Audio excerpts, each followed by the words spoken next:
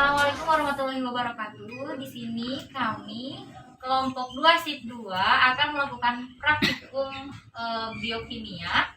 Perkenalkan, nama saya Meti Damayanti. Sebelah kanan saya Ai Halimatus Salama.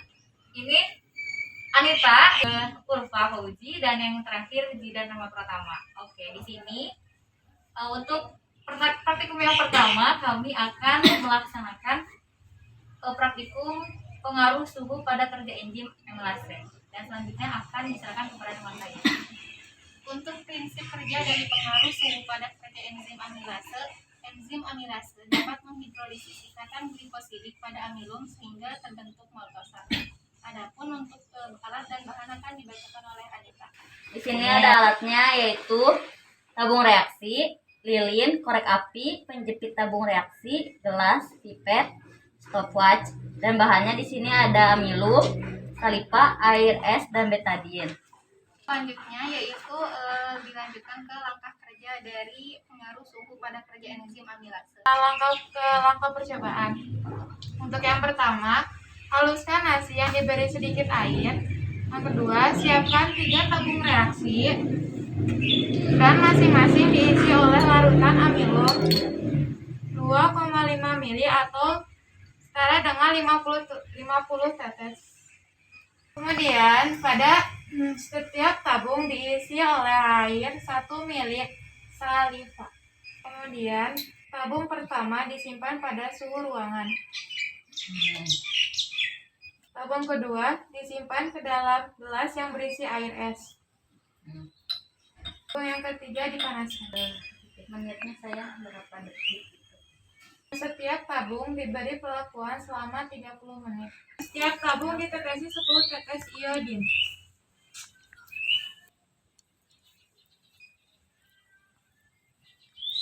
Menit berlalu, ini adalah hasilnya. Ini pada tabung 1 pada suhu ruangan. Untuk warnanya ini berubah menjadi warna ungu atau ungu kehitaman. Dan yang kedua, pada tabung yang terdapat dalam gelas berisikan air es, ini berubah menjadi warna ungu pekat. Dan yang terakhir, yang dipanaskan ini berubah menjadi warna bening, tapi agak keputih-putihan. Alhamdulillah, praktikum untuk uji suhu pengaruh suhu pada kerja enzim amilase telah selesai dilaksanakan. Untuk selanjutnya kita lanjut ke praktikum kedua. Pada pengamatan kedua atau pada praktikum selanjutnya kita akan menguji aktivitas enzim papain dengan bromelin pada proses penumpukan daging. Selanjutnya, prinsip kerja dari perbandingan aktivitas enzim papain dengan bromelin pada proses penumpukan daging, yaitu enzim papain dan bromelin merupakan enzim proteolitik yang dapat memecah protein. Adapun untuk alat dan bahan akan dibacakan oleh Anita. Sini ada 3 gelas dan 1 toples. Bahannya ada daun pepaya, daging, dan nanas. Untuk selanjutnya adalah langkah kerja pengamatan yang kedua ini. Yang pertama, siapkan 4 buah gelas, lalu isi dengan 10 gram daging pada masing-masing gelas.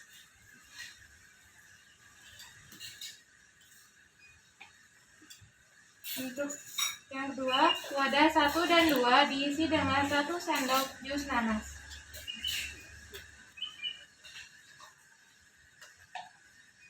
Untuk wadah yang ketiga dan keempat diisi dengan 1 sendok jus daun pepaya.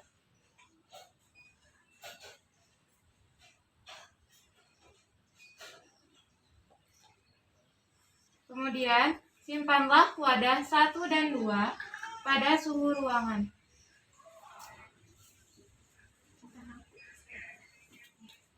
Simpan wadah 2 dan 4 pada suhu dingin.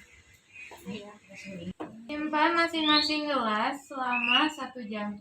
Maka dapat diketahui bahwa daging yang disimpan di suhu ruangan yang dingin lebih empuk dibandingkan dengan daging yang disimpan di suhu ruangan. Nah, di sini kami menggunakan es batu sebagai media pendinginnya.